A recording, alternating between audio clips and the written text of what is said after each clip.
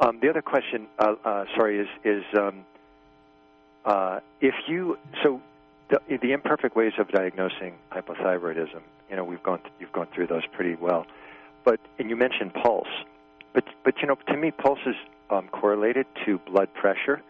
So what would you say about a person who, you're not sure about whether they have it, but the thyroid problem, or whether it's like minor, but their blood pressure is 120 over 80. I'm just giving you, and it's always 120 over 80. When they sit down, they measure it's 120.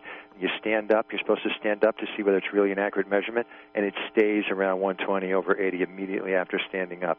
That means the blood pressure is stable consistently.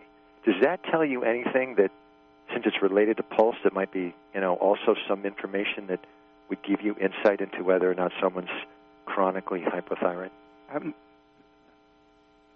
In my experience, that would mean very good nervous system energy regulating things. But I've known a few people who can't increase their pulse even with exercise. That's me. I can't do that. I can't do it. You're right. That's me.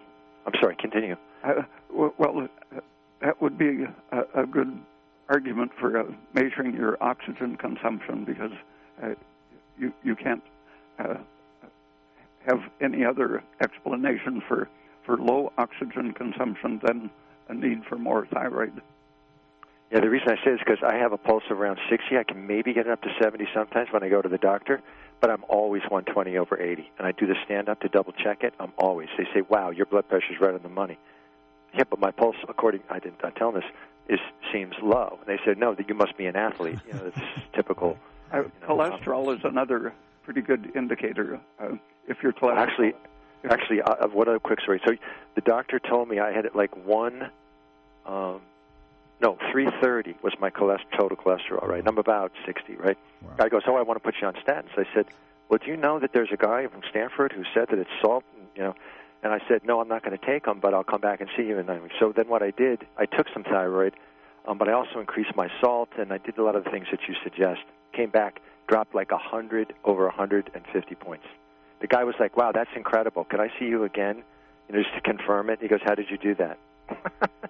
And it's literally, you've been saying this for 30 years, and no one wants to listen. And I just did the basic things, nothing fancy. And what you said is exactly correct. Anyway, you're a legend.